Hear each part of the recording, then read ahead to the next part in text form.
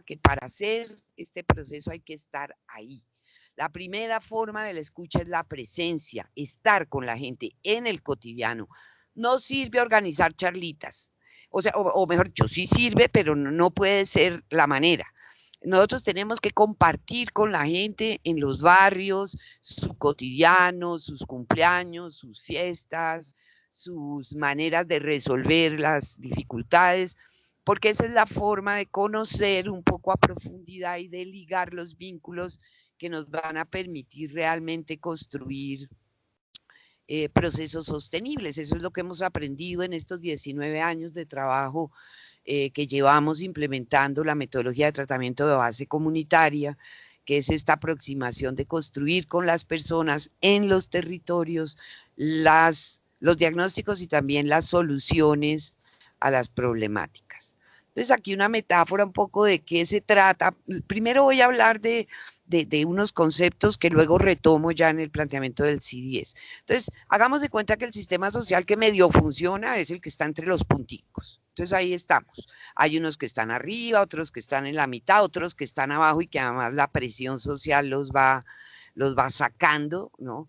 Hay otros que se salen, mucha gente se sale del sistema de lo normal, de la protección, digamos, de los derechos incluso. La gente abandona por pobreza, por estigma, por falta de oportunidades reales y caen pues en procesos de sufrimiento social. Entonces, un poco nuestra tarea los trabajos que hacemos en las comunidades es ampliar ese círculo punteado para que cobije a los que están por fuera también, dando oportunidades y vinculándolos como actores, no solamente como beneficiarios. Entonces, un poco la tarea es esa.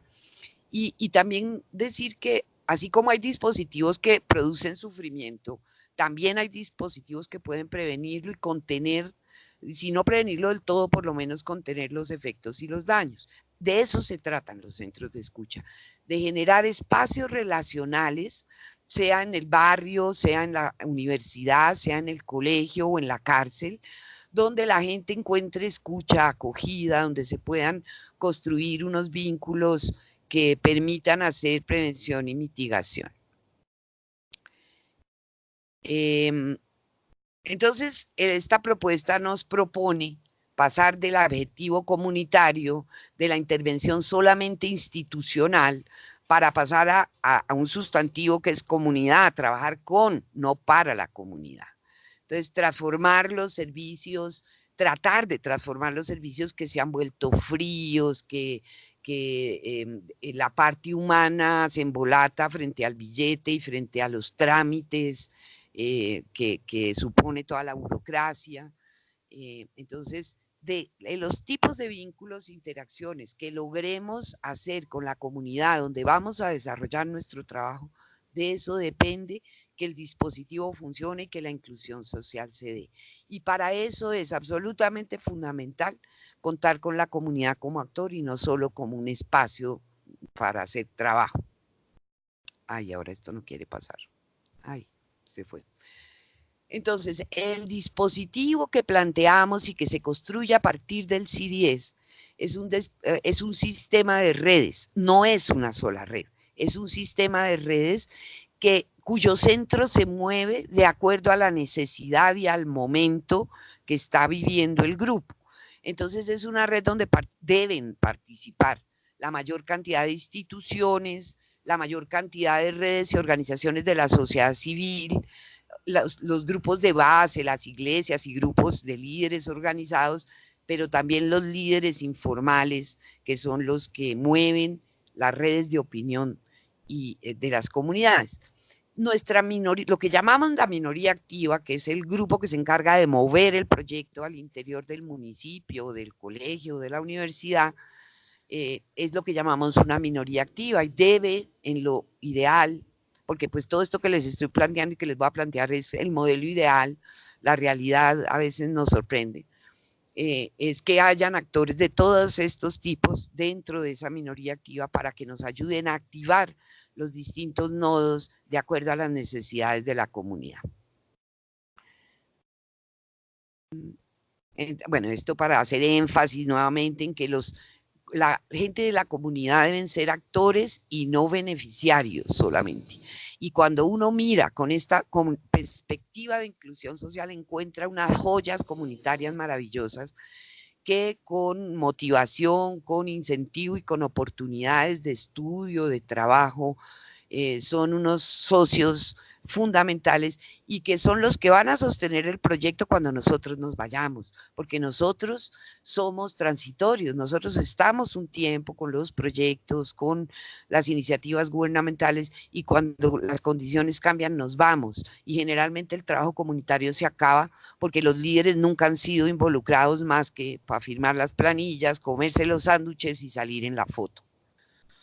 En ese sentido, entonces, la propuesta plantea que tenemos que tener la voluntad y el ánimo de construir con pares en los territorios. Es decir, tenemos que incluir a personas que no solamente reciben un servicio, sino que nos ayudan a construirlo. Eso significa que tenemos que contar en nuestros presupuestos recursos para eso, porque pues siempre queremos que la comunidad trabaje gratis y eso no puede ser.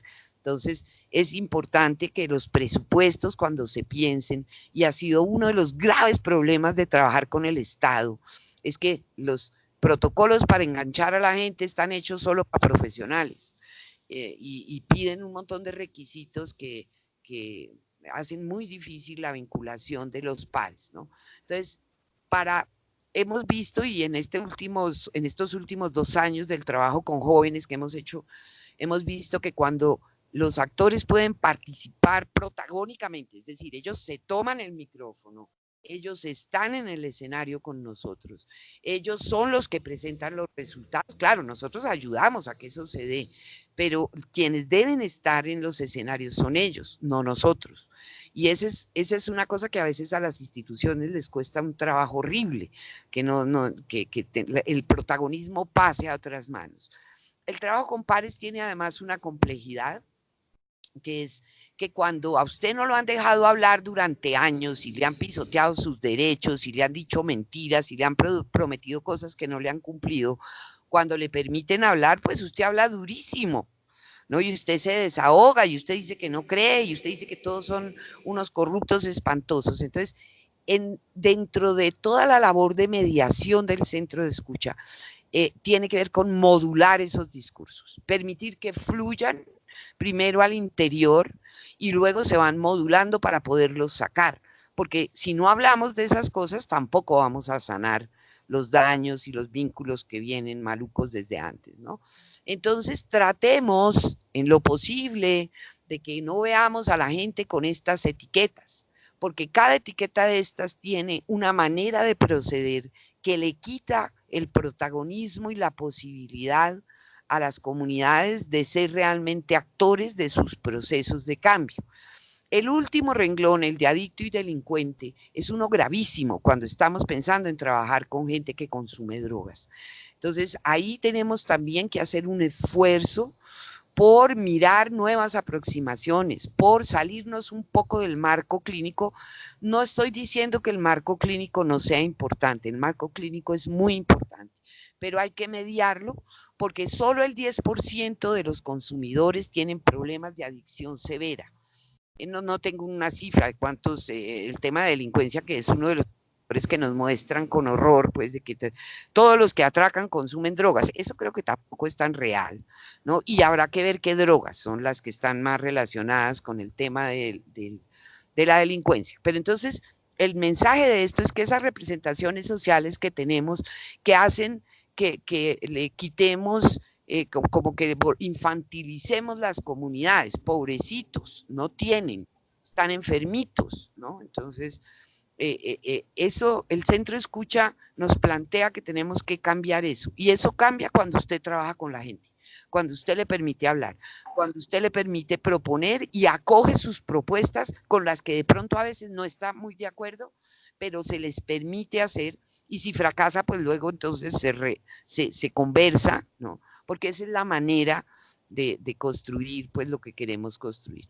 Estas son fotos del trabajo con jóvenes que hemos hecho ellos de pares, ellos manejando otros muchachos. la foto de que estamos con camiseta negra, este es el equipo de muchachos con el que estamos trabajando en las universidades. Si ven la camiseta dice hablemos de sexo, drogas y violencia. Ha sido una estrategia genial.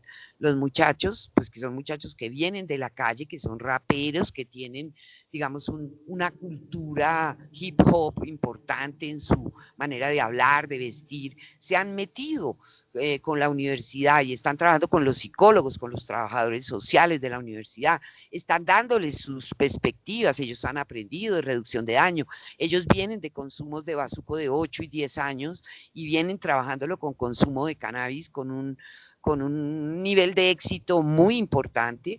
Y logrando volverse productivos, incluirse, modificar algunos de sus comportamientos, pero no porque se les regaña y castiga, sino porque ellos sienten que eso es importante para poder hacer la tarea de inclusión social, pero también de denuncia del estigma, del maltrato, de los derechos. Entonces, el CDS es una herramienta de investigación en la acción que ha resultado sumamente útil también para la construcción con la gente. Cuando la gente investiga y hace procesos en los que participa desde que se planea el taller hasta que se hace el informe, no solamente el día en que se saca la información, sino durante todo el proceso, las comunidades asumen los resultados de maneras distintas, mucho más proactivas, y además les permiten pues aprender cosas de investigación que resultan muy útiles para la vida cotidiana.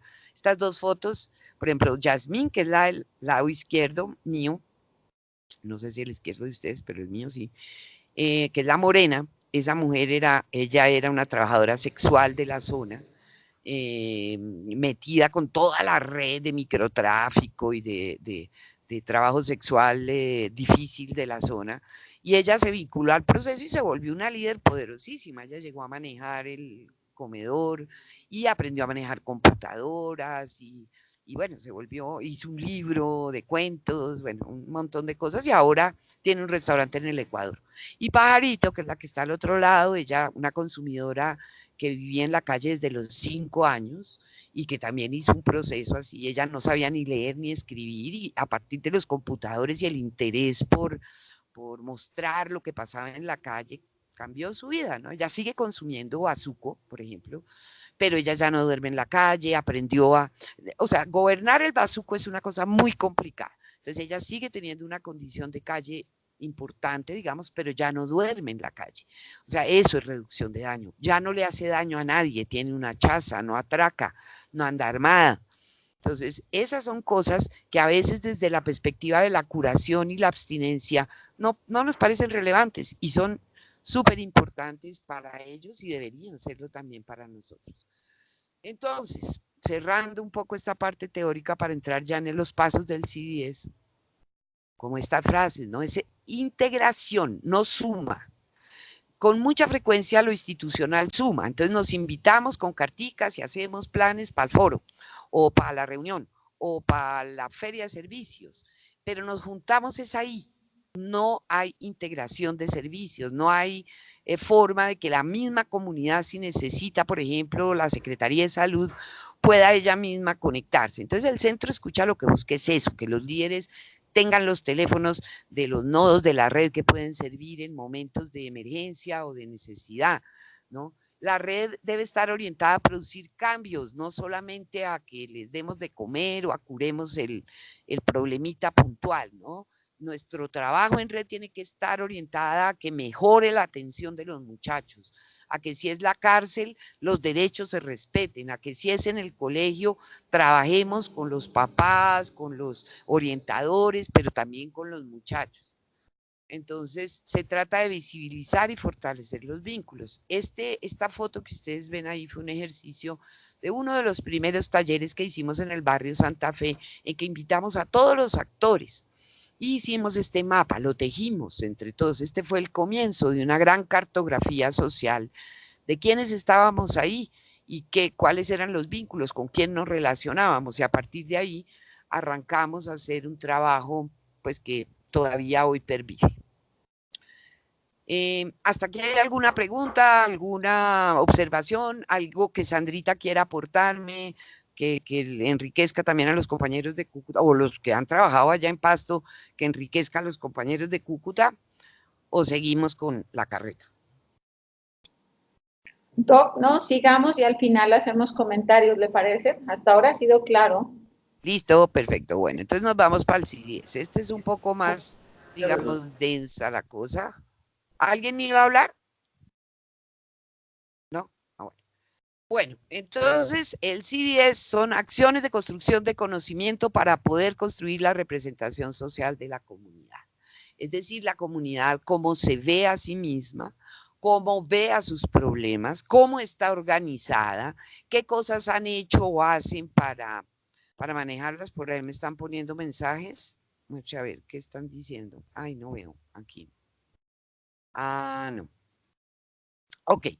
Entonces, vamos a mirar un poco, estos son los pasos del C10.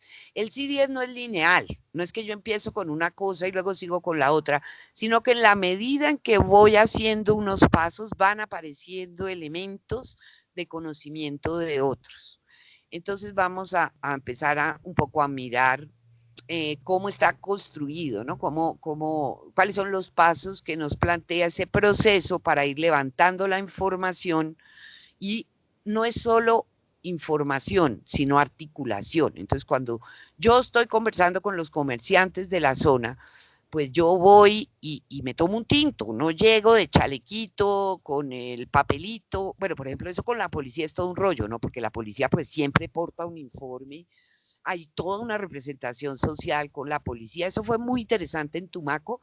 De eso tendremos que hacer otra sesión con ustedes para mirar a profundidad el tema de cómo la policía se vincula, porque es distinto meterse como universidad o como grupo juvenil a meterse como comando, ¿no? Como la parte encargada también de la seguridad. Pero eso es otra charla. Pero entonces lo que tenemos que hacer es hacer articulación y generar vínculos con la gente, vínculos divertidos.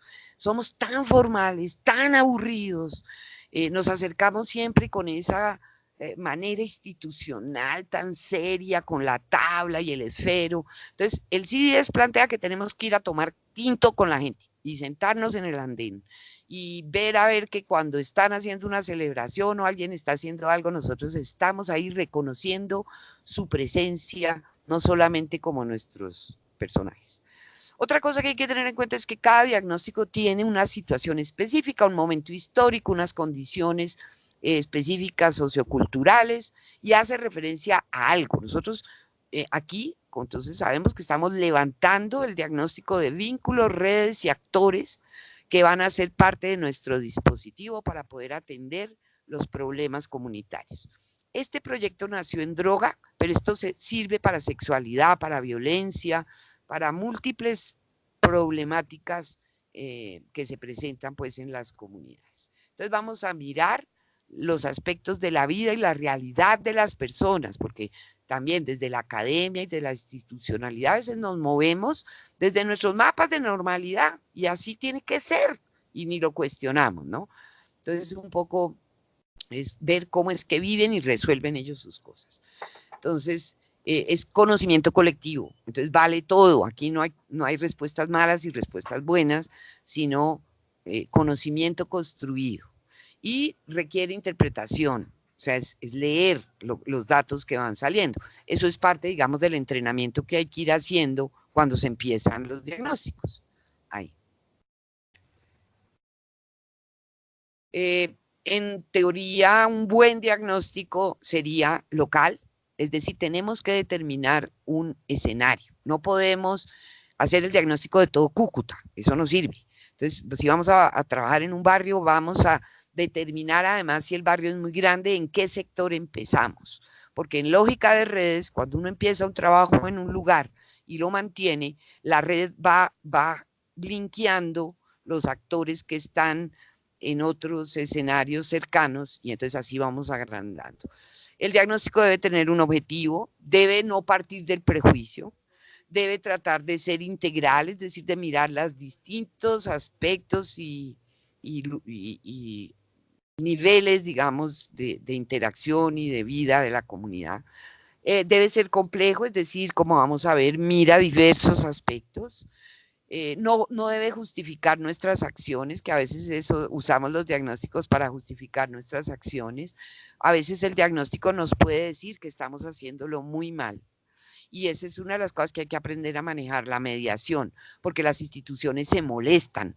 Entonces, por ejemplo, con policía. En Tumaco fue toda una aventura cuando la comunidad empieza a decir es que maltratan, es que nos maltratan, es que a los jóvenes se les va la mano cuando los requisan, es que entonces ¿cómo comunicamos eso para que para no sentir que es una cosa personal, sino problemas que van más allá de nosotros y que pueden tener o que deben tener escenarios donde hablemos y discutamos y quizá propongamos cambios en la acción. Debe ubicar actores y espacios, debe ser descriptivo, no solamente nos sirven los numeritos, necesitamos escribir, necesitamos conversar con la gente. Discúlpeme en un minuto.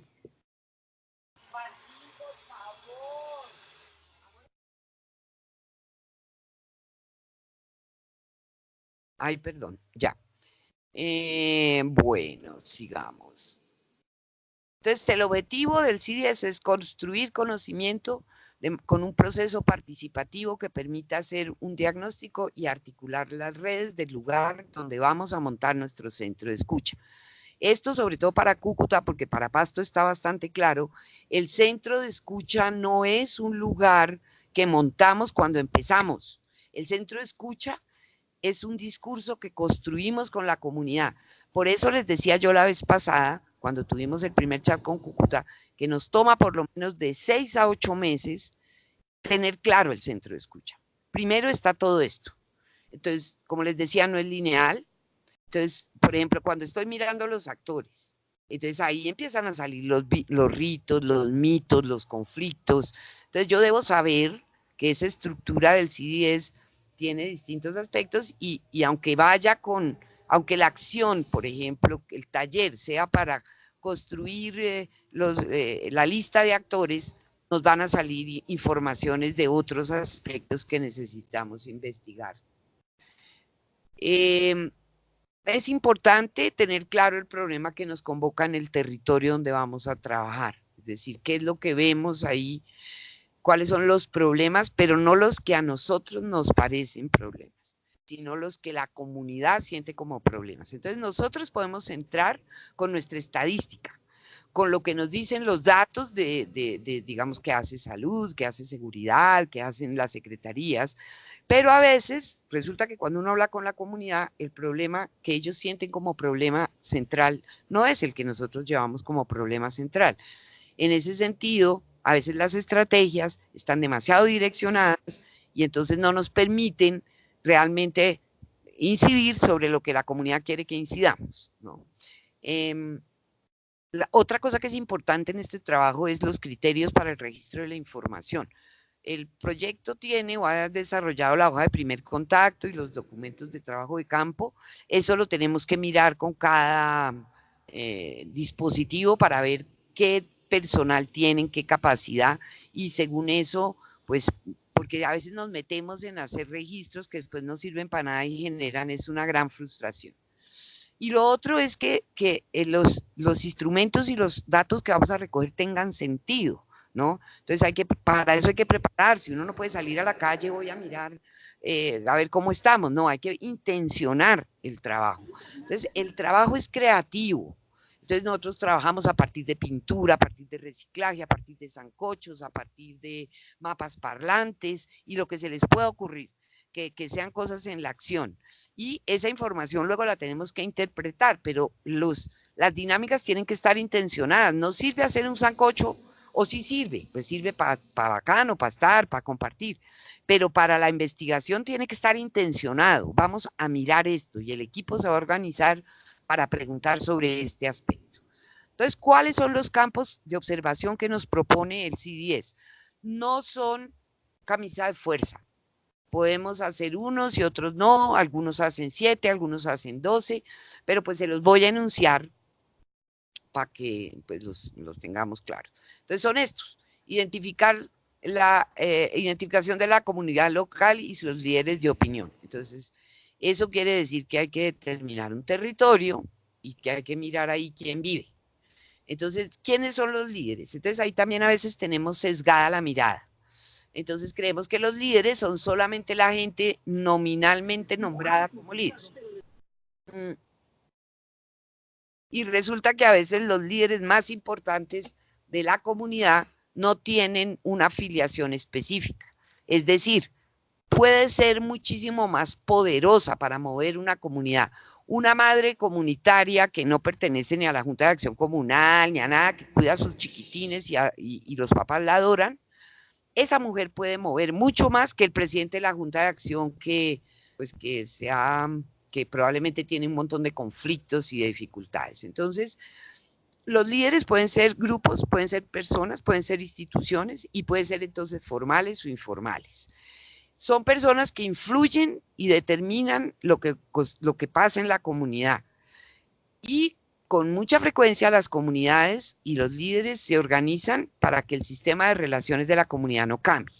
Es decir, si hay una comunidad que odia a los consumidores y quiere sacarlos a como dé lugar, lograr suavizar esa mirada y decirles, venga, integremos los muchachos, tratemos de hacer cosas de arte, puede encontrar muchísimas dificultades. También al interior de las instituciones, vale decirlo, que a veces en las universidades, sobre todo en los colegios y en la policía, evidentemente también, hay gente que es radical y dicen, no se puede negociar. No hay manera de mirar a los consumidores con una miradita un poquito más suave. No, eso no se puede. Entonces, ahí viene toda la labor de educación, de mediación y de modulación de las voces de los líderes para que no terminemos en una pelotera feroz cada vez que nos reunimos, que eso puede pasar. Por ejemplo, cuando estábamos construyendo la zona de trabajo sexual aquí en Santa Fe en el año 2005, la red se pegó una polarizada y eso se gritaban en las reuniones. Ahí aprendimos que hasta que el trabajo de mediación y preparación de líderes no está hecho, sobre todo en territorios con complejidades muy grandes, como lo es Cúcuta, por ejemplo, eso hay que fijarse bien cómo se hace porque puede resultar peor el remedio que la enfermedad. ¿Qué debemos preguntarnos cuando miramos liderazgos locales? ¿Quiénes son esos líderes? ¿Cuál es el rol reconocido que tienen? ¿Cuál es su función social? ¿Cómo se relacionan con otros líderes? ¿Cuál es la estructura de relación entre ellos? No todo líder o representante es un líder de opinión, y los líderes de opinión son los que más nos interesan, porque son la gente que mueve las instituciones, que mueve las comunidades.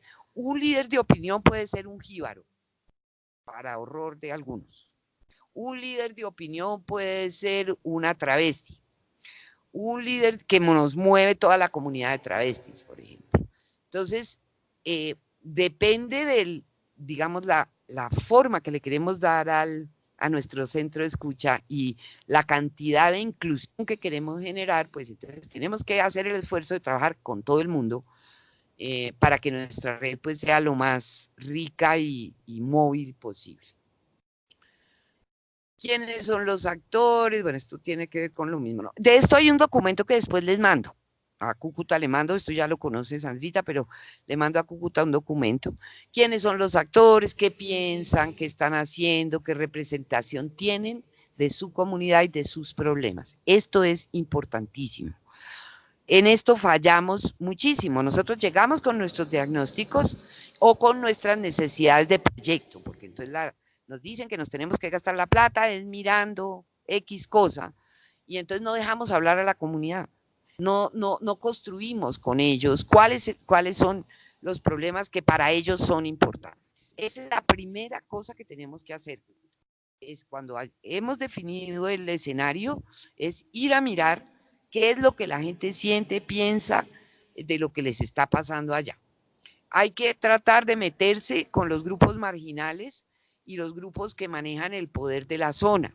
Eso también puede ser toda una dificultad o una complejidad para la policía. La policía llegar pues a juntarse con los que manejan, eso genera un montón de dificultades a veces éticas incluso, ¿no? Y de misionalidad. Entonces, ahí tenemos pues muchas cosas por aprender, porque pues lo que hicimos en Tumaco fue una experiencia exitosa pero corta. Esperamos que en Cúcuta podamos hacer una cosa más a profundidad que nos permita entender tanto la lógica de la policía, la lógica comunitaria de la policía, como la lógica de intervención en esta manera que estamos proponiendo con los grupos de policía. Ver con quién se identifican y qué proyectan, o sea, que eso de la identificación proyectiva, cómo construye la comunidad sus imaginarios y con qué cosas se identifican, cuáles son reales y cuáles simplemente son procesos defensivos, ¿no? Y también, pues además de los actores principales, pues hay que ver quién más interviene en el cambio de la comunidad local. Entonces hay que hacer documentos, instrumentos para definir los problemas con la gente y dinámicas, juegos, carteleras, mapas parlantes. Ahí viene toda la creatividad que nos inventamos para que la gente pueda contarnos lo que se está haciendo en la comunidad, ellos qué piensan sobre lo que se está haciendo, quién lo está haciendo, si ellos creen que los procesos van a funcionar o no van a funcionar. Y cuáles son las acciones que creen ellos que se deben hacer y ver cómo empezamos a vincularlos a esas acciones. En las comunidades vulnerables con frecuencia hay un montón de actores que vienen de afuera, ONGs, iglesias, gente que trae cosas. El asistencialismo sirve para quitar el hambre, pero no transforma nada, empobrece, porque te quita la posibilidad de luchar y de construir, ¿no? Si a mí me dan todo, si yo sé que me dan la sopa, pues ¿para qué me preocupo para ir a pescar, ¿no? Entonces, ahí toca aliarse con esas personas y tratar de trabajar como en llave. Eso a veces tampoco es fácil, a veces las instituciones tienen como radicalidades o presupuestos que quieren manejar ellos y no les interesa compartir. Eso. El análisis de los fracasos y las buenas prácticas, esa es otra cosa que tenemos que mirar. ¿Qué ha pasado allá? ¿Cuántas veces hemos entrado nosotros mismos además, con nuestros chalequitos a prometer el oro y el moro? O en la universidad les hemos prometido a los estudiantes que va a cambiar yo no sé qué y no cambia o no mejora. Entonces, eso es importante hablarlo porque eso se sana hablándolo y permitiendo que la comunidad diga esto es una porquería, nos usaron, aquí vinieron, prometieron y no hicieron un pepino. Entonces, para eso pues hay que organizarse y ver cómo se reconocen esas acciones, tratar de entender por qué fracasaron. Con alguna frecuencia encuentra uno que las cosas fracasan porque la misma comunidad las hace fracasar, porque no la siente propia, porque sienten que los están usando. Entonces nos exprimen lo que pueden y luego, ¡tum!, abandonan la cosa. Por eso, hemos visto que cuando se vinculan y lo construyen con nosotros, tiene mejor proceso, ¿no? Ver a quién culpa la comunidad. La comunidad es muy buena construyendo proyecciones para afuera, ¿no? Entonces el fracaso es de los demás, fueron los funcionarios, los policías no quisieron, fulanito de tal hizo no sé qué, y entonces pues toca la mediación de nuevo, que es la habilidad más importante que tenemos que desarrollar para poder llevar a cabo este trabajo. Preguntarles qué opinan de lo que proponemos, de esta construcción colectiva, de este acercarnos, a ver si ellos lo ven viable, no lo ven viable y escucharlos, ¿no? Ver por distintos grupos qué opinan, por qué se fracasó y entonces cruzando esas informaciones a veces aprende uno cosas, entiende uno procesos, ¿no? Ya lo dije, los fracasos pueden ser internos o externos, pero es importante ver qué puso cada uno, porque cuando las cosas fracasan es todo el mundo puso.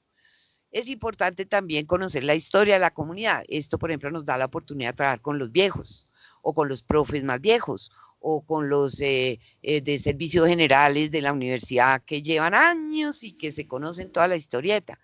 Entonces, ¿cómo hacemos dinámicas y cosas? Por ejemplo, una cosa que es muy exitosa es poner a los muchachos jóvenes a enseñarles a hacer entrevistas y ponerlos a entrevistar a los abuelos, construir con ellos las preguntas, hablar con ellos y construir con ellos cuál fue la historia de esa comunidad, cómo fue que ese barrio llegó a lo que ha llegado, si siempre fue así, si, bueno, en fin, cuáles.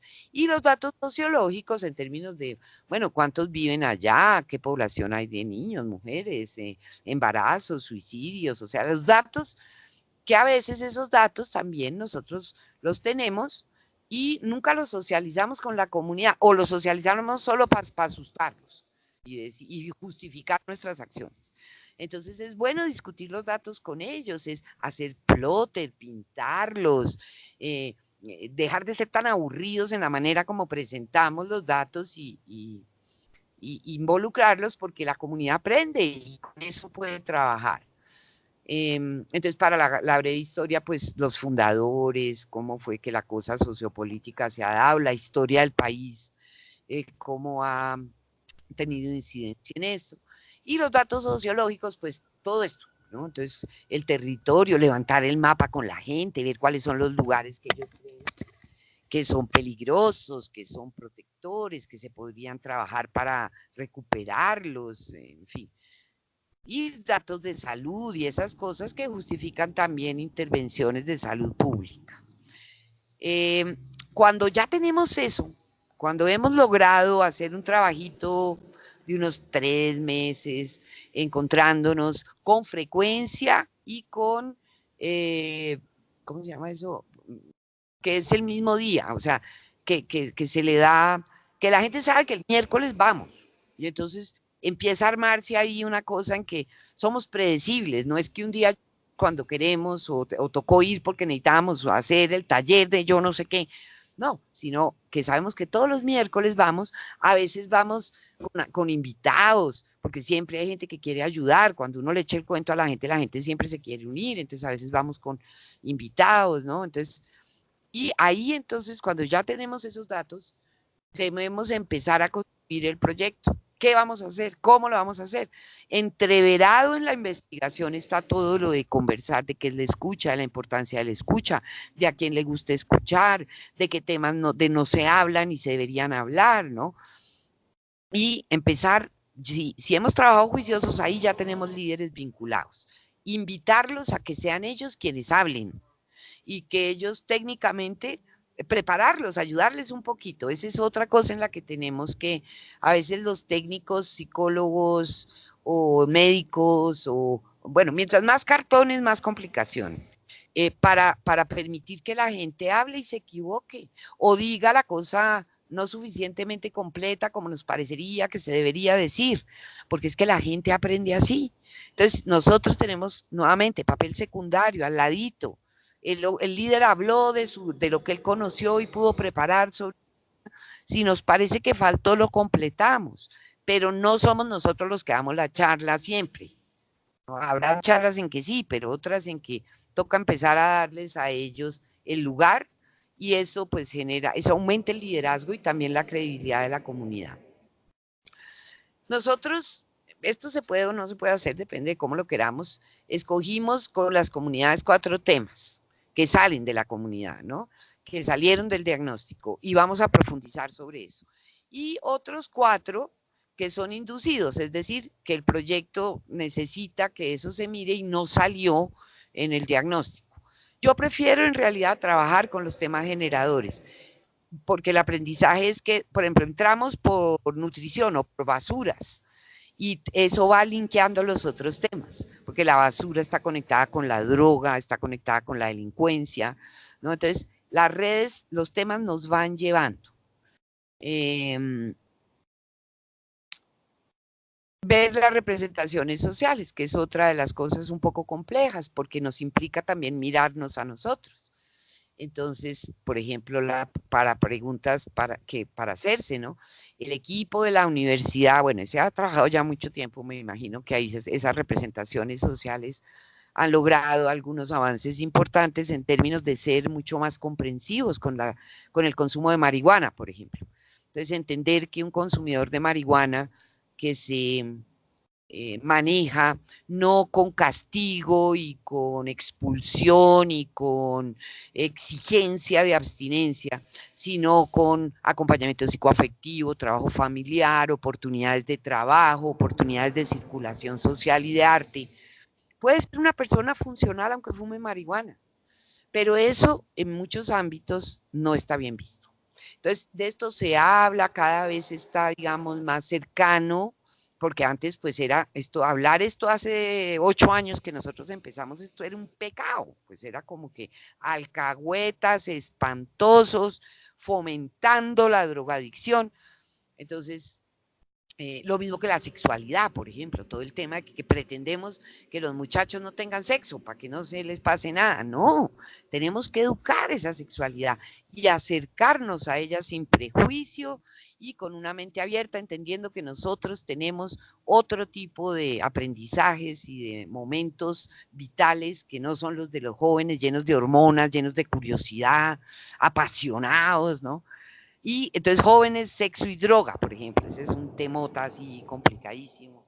Entonces, ¿cómo nos acercamos a cuáles son las representaciones sociales que tienen los líderes de la comunidad sobre los temas emergentes? Eso es fundamental entenderlo y trabajarlo, no para convencer a nadie, pero sí para suavizar los puntos de vista. Porque si tenemos, por ejemplo, un comandante de policía que tiene que ver con el montaje de los centros de escucha y que es absolutamente alérgico a trabajar con personas bajo estado de consumo, pues la cosa no nos va a marchar, porque eso, entonces ahí la policía, y eso pues por ejemplo en Tumaco fue muy interesante, que fue una de las cosas interesantes en términos de bueno, venga, conversemos y miremos datos y oigamos otros expertos y miremos cómo ha cambiado el tema de drogas en el mundo y no nos quedemos mirando nuestros paradigmas del siglo XIX montados en una psiquiatría que no produce sino dolor, alejamiento y dificultad cuando maneja desde una perspectiva patológica cosas que no son patológicas. Entonces, el cambio en las representaciones sociales y el trabajo en esas representaciones es lo que nos toma más tiempo y lo que es fundamental. Pero también lo que en el momento en que usted empieza a tener los muchachos empoderados, hablando de derechos con suavidad, construyendo, dejando las armas, modulando su consumo, abandonando el bazuco, la gente empieza a creer que se puede. Lo más difícil es empezar eso. Cuando ya tenemos comunidad que muestra resultados, ya todo el mundo empieza a creer. Los conflictos. Entonces, cuando hacemos el diagnóstico, nos salen conflictos. Entonces, hay que recopilar cuáles son los conflictos, analizar algunos, los más relevantes, describir por qué se dan, usar gente que sepa de eso, echar mano de defensoría, de personerías, de gente que tiene, digamos, el discurso de la mediación, a ver si logramos rescatar la paz, volver sobre los discursos de la paz, eso que estuvimos trabajando tanto el año pasado y que ahorita está pues en una situación bastante compleja, ¿no? Entonces, esa mediación de conflictos de baja intensidad locales produce, eso es lo que produce el cambio. Por eso el coronel dice que en Tumaco, en uno de los barrios más terribles, donde había una situación tremenda con unas bandas, disminuyeron la percepción y también los eventos violentos y de inseguridad. Por eso a la gente le gustó el centro de escucha, porque vio, eso mismo pasó en Cince Sucre. En Cince Sucre se desarmó toda una vaina delincuencial complicadísima y de microtráfico, solo trabajando con los muchachos y los abuelos del barrio, haciendo cosas de limpieza, de arte, de rap, de teatro, ¿no? Pero entonces hay que darle tiempo, porque no les damos tiempo a los procesos y los dañamos. El otro aspecto que mira el CIDE son los mitos y los ritos. Los humanos somos seres rituales, somos seres espirituales que funcionan con el tema espiritual de manera importante y que tenemos mitos y ritos que no todos son formales, digamos, de institución, como la iglesia, digamos, la misa o ese tipo de cosas. Las comunidades tienen ritos. Por ejemplo, los hombres, cuando hicimos el estudio acá fue muy bonito ver los ritos que habían alrededor del tejo, cuando los hombres iban a jugar tejo. entonces que escupir ¿cómo se llama el coso ese que tiran? Bueno, el tejo. Esos son ritos, son rituales, los rituales de paso, llevar al muchacho a la prostituta para que empiece su vida sexual. Cuando nace un bebé, entonces hacerle el baño de yo no sé qué para que los espíritus, esas cosas son cosas importantísimas. Y a veces no les damos, lo creemos como brujería, lo miramos con una manera despectiva. Los jóvenes tienen un montón de mitos y de rituales. Alrededor del consumo hay un montón de rituales, alrededor del sexo también. Pero de eso no hablamos porque no le damos importancia. Si nos metemos por esos mitos y ritos, a veces logramos modificar condiciones de dolor, de estigma, de discriminación y de trabajo conjunto que puede ser útil, ¿no? En esto también nos hemos metido a trabajar líneas de tiempo con la historia y analizar qué mitos vienen de indígenas, son cosas que traemos, ¿no? Incrustadas en el ADN con la historia de la humanidad. Bueno, y para terminar, para no aburrirlos y que podamos conversar un rato, estos son unos datos como sueltos de algo de cosas que hay que tener en cuenta. Esto lo profundizamos después técnicamente, pero entonces es hacer listas, hacer directorios desde el principio, donde cada personaje, hoy conocí al vendedor de mangos de la esquina del sur y se llama Pérez y trabaja de tal hora a tal hora. Todas las personas, conocí también al presidente de la Junta de Acción Comunal o a la madre comunitaria o al papá de yo no sé quién, debemos desde el comienzo comenzar a generar esa lista porque eso luego va a ser útil.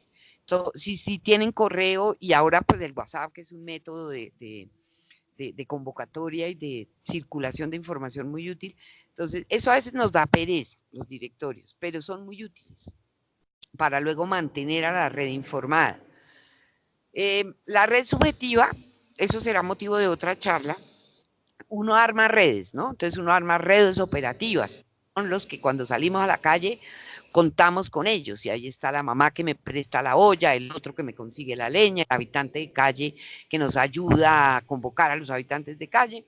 Esa es mi red subjetiva, es mi red cercana, pero yo también tengo mi propia red subjetiva. Cada persona del equipo tiene su red subjetiva. Entonces, pensando en la policía, por ejemplo, el coronel Palomino tiene una red subjetiva buenísima, porque el hombre sabe cómo hacer redes, porque hace relaciones, porque conoce a todo el mundo, porque él conversa, porque... Entonces, hacer el diagnóstico de cuáles son esos núcleos cercanos de nosotros y de nuestro equipo más íntimo es también muy importante.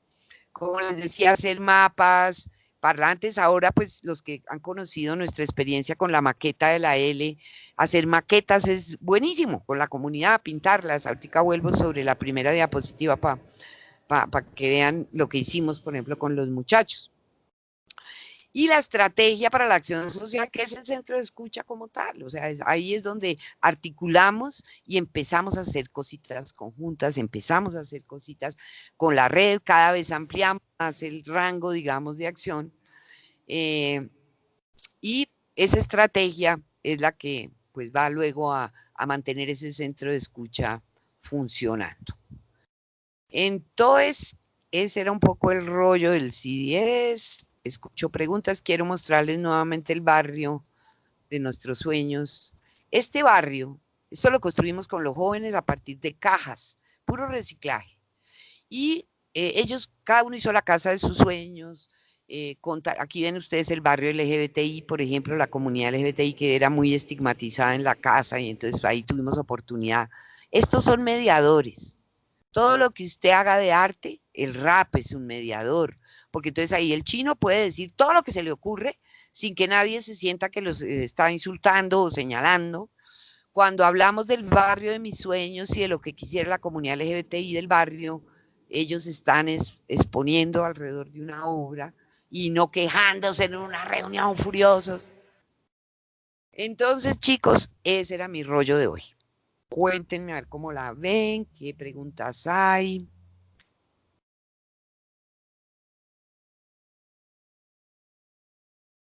¿Se durmieron?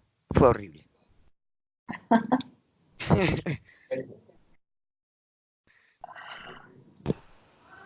Aló. Doctora, Aló. buenos días. ¿Me escucha? Sí, señor.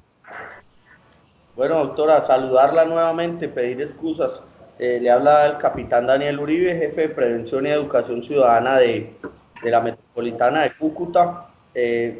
Recordarle o hacer extensivo y a todos quienes nos escuchan el saludo por parte de mi coronel José Luis Palomino López, el comandante de la Metropolitana de Cúcuta, que usted tanto lo menciona porque ya han trabajado, porque mi coronel pues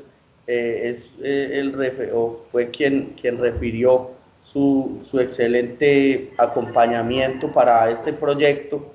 Entonces pues pido nuevamente excusas porque llegué un poco tarde, pero doctora, espectacular, o sea, es lo que queremos, es la idea, aquí lo que hay es material humano, lo que hay es campo radio de acción, tenemos cualquier cantidad de problemáticas para las que realmente la solución digamos la luz o el sendero a seguir, permítamelo de alguna manera redundar, es ese de los centros de escucha, mediante esa orientación y con el trabajo articulado y el apoyo de la administración de la alcaldía de San José de Cúcuta. Muchas gracias, capitán. ¿Tienen preguntas? Sí, señora. Buenos días. Le habla Jonathan Pérez, trabajador social de la Secretaría de Seguridad Ciudadana de la Alcaldía de Cúcuta.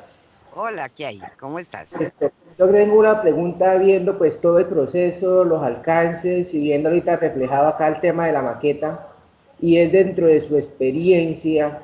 Nosotros pues estamos en una etapa de escoger pues como ese lugar o esos lugares donde vamos a desarrollar esta estrategia. Y la pregunta es la siguiente.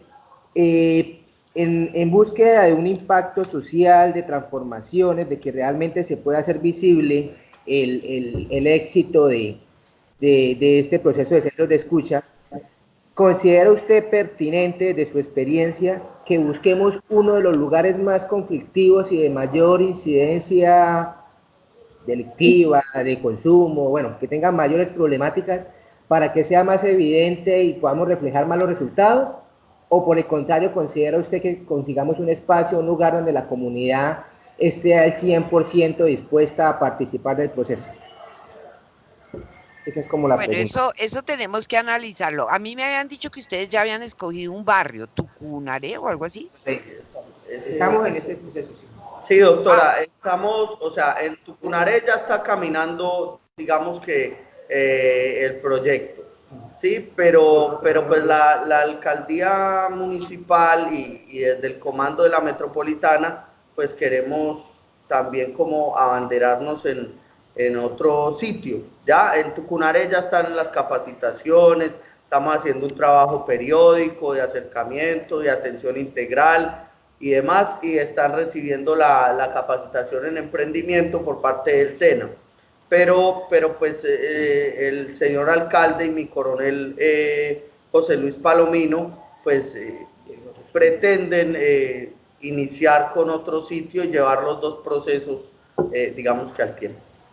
Bueno, entonces, con respecto a eso les digo, en la teoría y como lo hemos hecho en general, en barrios, porque pues colegios y universidades plantean otros retos y cárceles, es escoger un lugar con una problemática bien sentida, con bastante abandono estatal, pero el lugar donde arrancamos no es en el más álgido de ese entorno. ¿Sí me hago entender, John? En términos de que, por ejemplo, poniendo un ejemplo, ¿no? Entonces, nosotros empezamos en Santa Fe, en el barrio Santa Fe.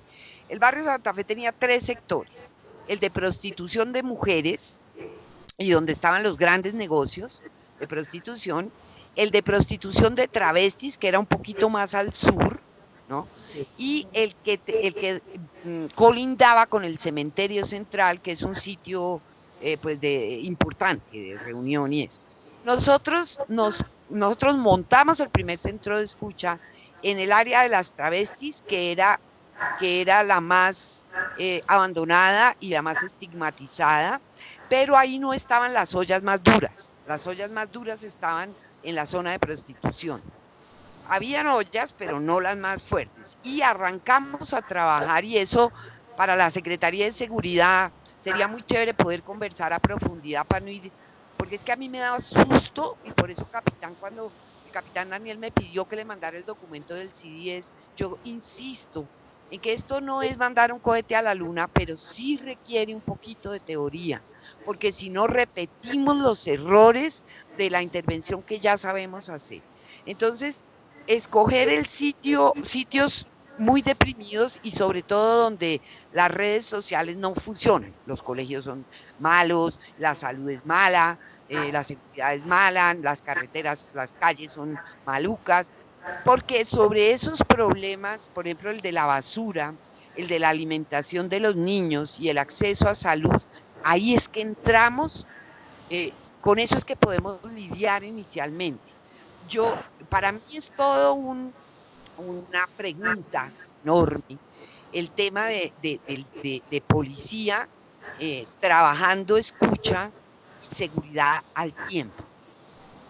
Porque entonces ahí la tarea de la Secretaría, y eso lo hicimos, lo tratamos de hacer, lo que pasa es que fue poco tiempo, en Tumaco, la tarea de la Secretaría de Seguridad es fortalecer el tema de convivencia durísimo, para hacerle contrapeso al tema de seguridad, pues que no se puede aflojar, pero que si es solamente esa la línea, no logramos construir lo que necesitamos construir para que el dispositivo funcione.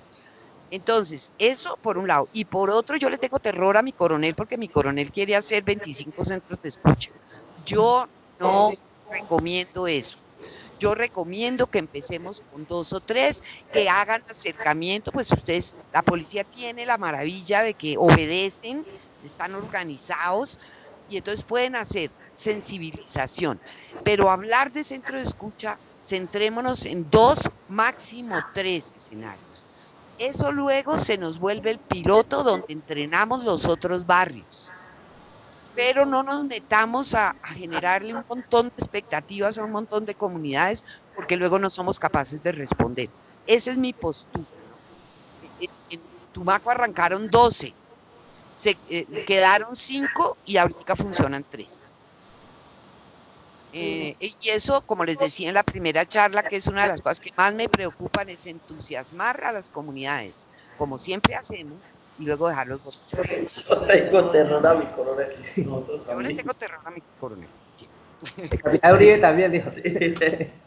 Pero es bueno, doctora, es muy bueno porque mi coronel digamos que ha imprimido acá en el personal, en todos digamos que una energía, una orientación y un acompañamiento que, mejor dicho, el primer centro de escucha lo hizo con nosotros porque nos hizo creer en el trabajo de la policía y que también puede lograr grandes transformaciones, no quedarnos solo en el tema de seguridad y en el tema reactivo. De acuerdo, pero de verdad traten de que no sean tantos, hagan sensibilización en todos los que quieren tocar luego, pero escojan 3.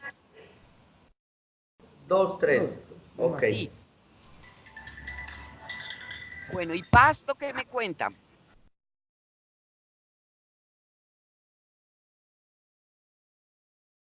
Sandrita, ¿se fueron? No. Hola, Doc. No, estamos aquí muy atentos a lo que usted nos ha comentado y considero que es un ejercicio que se debe continuar haciendo porque algo bien importante dentro del CIDIES es cambiar la representación social. Quizás el problema menos grave que tienen las comunidades es el consumo de sustancias. Hay otros que son conexos y de allí la necesidad de articularnos y la importancia de ver los recursos con los que se cuenta. O sea, ver las oportunidades, las opciones que se tiene, o sea, brindarle opciones de vida a la gente siendo quien es fantástico. Y los dispositivos comunitarios efectivamente bajan el umbral, diversifican la oferta, porque venimos de una política de drogas, de una visión sesgada donde todo el consumo debe ser para garantizarles en algo calidad de vida, la abstinencia total, la internación, y vemos que tienen cuasi mismo efecto que si lo trabajamos con los dispositivos comunitarios. Entonces, y como bien usted lo decía, si nos centramos en el tema de drogas, son consumos experimentales, consumos recreativos, entonces hay muchas cosas por hacer y no solo en eso, sino que brindarle a la gente condiciones de vida. Cuando usted nos dice, esta chica ya no está durmiendo en calle, esta chica consiguió un techo, a mí me cuestiona mucho el concepto que se ha generado de codependencia. Cuando me pongo a ver a las mamás más codependientes que alguna vez se hablaba, son las que hoy en día sus hijos tienen unas condiciones de vida muy distintas a los que se rindieron en el camino creyendo que esto era insalvable, que ya no se podía hacer nada, que la gente estaba perdida, y lo que viene a hacer el dispositivo comunitario es a brindar opciones de vida. Yo siempre digo, póngale SOE, póngale centro de escucha, pero póngale debajo un letrero chiquito y es, aquí usted encuentra opciones de vida, dependiendo de las que usted requiera, y para eso tengo las redes con las cuales yo me apoyo, me relaciono. Si es que para mí fue fantástico volverle a escuchar, es un ejercicio diario de estar cambiando el chip, de estar mirando más allá de la situación problema, ver los recursos, porque eso es lo que hay en las personas, recursos. Y hago énfasis en eso, ¿no? La búsqueda no solo es de información, sino de talento dentro de la comunidad. Y la comunidad está llena de cosas hermosas que no escuchamos, ni vemos, y ellos pues no, tampoco lo muestran porque pues están acostumbrados a estar en el papel del que recibe, ¿no? Entonces, énfasis en eso. ¿Tienen preguntas los chicos de allá? No, realmente no, ninguno quiere hacer algún cuestionamiento. Creo que la información fue bastante clara. Listo. Bueno, ¿y en Cúcuta hay alguna otra comentario, pregunta? Sí, sí, de Cúcuta, otra pregunta, antes que se me olvide. Cuando hablamos de diagnósticos participativos, pues sobre la posibilidad de tener un proceso también de formación en esa temática, estamos pensando en conformar un grupo, un comité local, en donde pues la idea también es que estén esas representaciones tanto de la sociedad civil como también desde la institucionalidad. Desde su experiencia, doctora, ¿cree pertinente, si funciona, si contribuye, si aporta a este proceso construir un comité local participativo para el tema de planes de acción, para el tema de las iniciativas, para el tema de todo pues, lo que se va a hacer en el proceso? ¿O cómo lo ven? Sí, la minoría activa que yo mencionaba tiene que ver con ese tipo de instancias, pero traten de no formalizar mucho. Eso del comité local de yo no sé qué chorizos, esos comités son un desastre. En general eso van los mismos, o mejor dicho, no, nunca van los mismos, porque entonces no sé quién manda, no sé quién cito, que no yo, la reunión anterior. Entonces, mi sugerencia con ese comité, háganlo local. No, a veces háganlo formal en la institución, pero traten de ver qué socios allá en un restaurante y háganle el gasto del refrigerio al del restaurante. Y no, para que la comunidad participe, toca hacer las cosas allá. Claro, luego habrán momentos en que hacemos cositas más formales, pero cuando estén más entusiasmados. Entonces, funciona y es una manera de capacitarse. Hagan planes de acción, pero acuérdense que eso no está escrito en piedra y que si hay que cambiar no pasa nada. Hay que dejar un acta y se cambia. Que si la cosa vemos que no está funcionando, no la hacemos funcionar a la brava, sino que nosotros tenemos la capacidad y la humildad de decir, vea, esta vaina está mal. Chicos, no está funcionando. ¿Ustedes qué sugieren? ¿Cómo le hacemos? Traten de que en ese comité aparezcan líderes de opinión y tengan cuidado de que no metan gente con mucha politización, porque la política nos daña lo comunitario. Los políticos siempre llegan a jalar las cosas para sus intereses personales y eso nos dan platica, sí, pero entonces toca, eso pues siempre hay torcidos, bueno, no siempre, pero en general lo que uno encuentra es que cuando institucionalizamos el centro de escucha se le muere el corazón. Y en ese sentido, Sandrita, me gustaría una carretica suya de lo que ha sido esa experiencia maravillosa, por ejemplo, de Yacuanquero, de esos centros de escucha que que nacieron con la gente y que siguen después de 10 años dando lora y que lograron además enamorar a la institucionalidad y demostrar que podían hacerlo. Entonces, aquí el reto es que de la institucionalidad tan fuerte que es la policía, vamos a tratar de generar un dispositivo que tiene que ser alegre, tiene que ser colorido. De pronto soy reiterativa y ustedes, pero es que ese es el centro de la acción. El amorcito, el color, la comidita amorosa, pero no comprada, al distribuidor que llega con cajas de icopor a contaminar, no, es la arepa que le compro a la señora con la que me está apoyando en la zona. Entonces, eso implica gestión administrativa.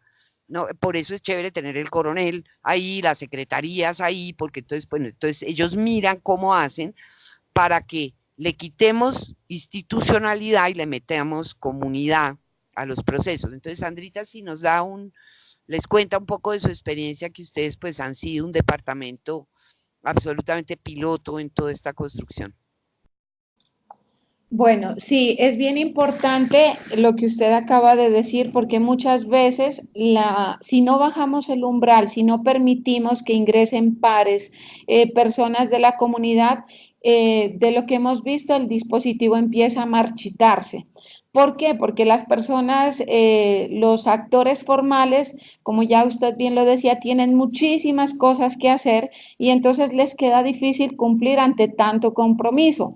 Entonces, es bueno empezar a identificar a esos líderes y empezar a formarlos y a delegar en ellos responsabilidad. No es lo mismo, por ejemplo, en un municipio que hagamos un encuentro de rap y que yo les diga a los muchachos, oigan, pilas con la vareta porque va a estar la policía, a que ellos mismos, el líder que sale de allí, vengan y les diga, bueno muchachos, aquí si alguien quiere pegarla, pues pilas porque vamos a estar, vamos a exponer ante todo el municipio, la gente va a estar aquí. Ese líder tiene más voz que yo, sí, que soy una extraña.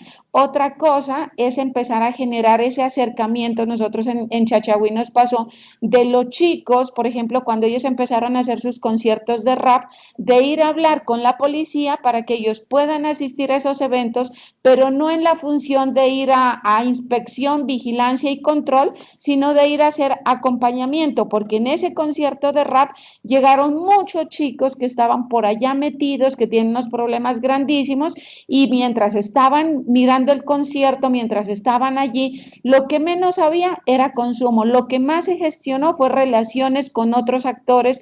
El hecho, por ejemplo, de que la alcaldía de Chachagüí haya llevado en los carnavales un cantante de rap, cuando normalmente era, qué sé yo, Pastor López. Entonces, eso es otra mirada y es una manera de generar inclusión. Entonces, en el caso de la policía, siento que hay unos policías comunitarios muy, muy buenos que tienen enganche con los chicos. Por ejemplo, allá en Chachagüí nos pasaba con el policía, con Whitner.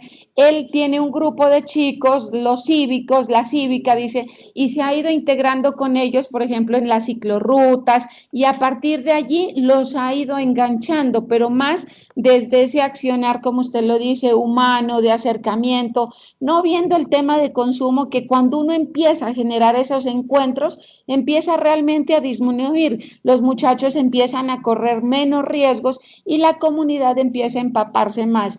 Ahorita, por ejemplo, lo estoy viendo con la SOU, se está volviendo muy institucional. Están llegando los directivos, los administrativos, ya casi poco veo a los jóvenes y eso está haciendo de que la estrategia se empiece a debilitar. Entonces, chévere allá que le deleguen acciones a los muchachos, que ellos sean los que planteen, bueno, cómo nos vamos a mover.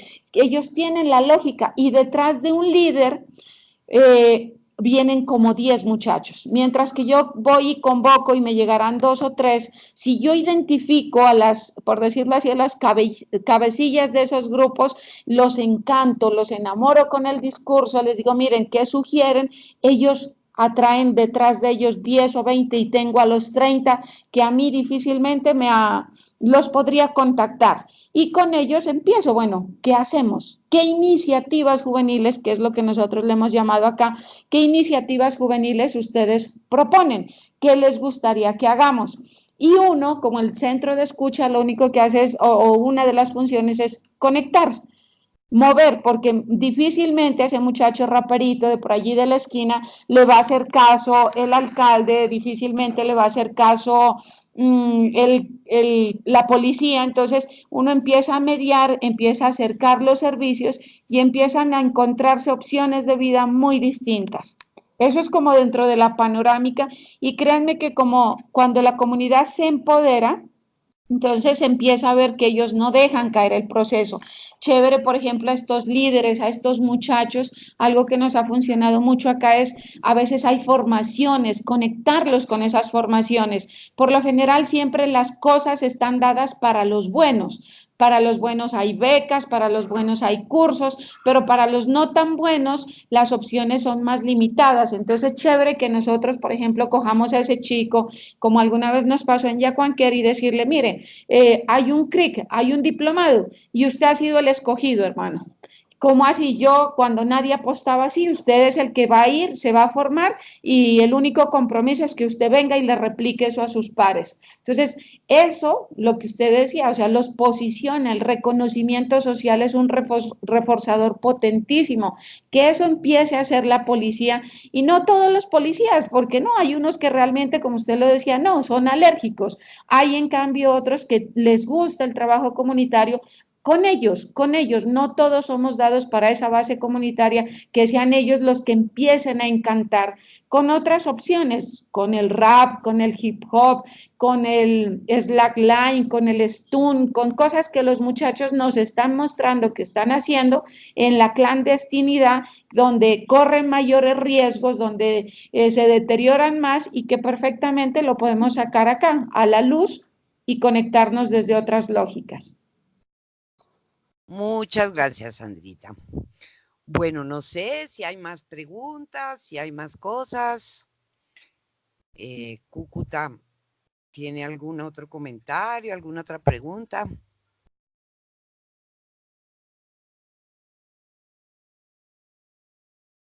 ¿Aló? Doctora, solo algo. Yo veo que, disculpe, esta videoconferencia dice que Sandra la está grabando. Si me podría permitir el atrevimiento de solicitarle que me regale copia de la grabación, porque hay muchas cosas importantes que extractar. Acá tomamos nota y demás, pero no pudimos grabar porque nos tocó trasladarnos de auditorio, toda vez que la sala 7 se encuentran en una videoconferencia presidencial. Entonces, sería eso, doctora, porque lo demás es ir intercambiando, realizando, digamos que intercambio de acuerdo a los avances que vayamos logrando, y además el proceso que se está adelantando acá.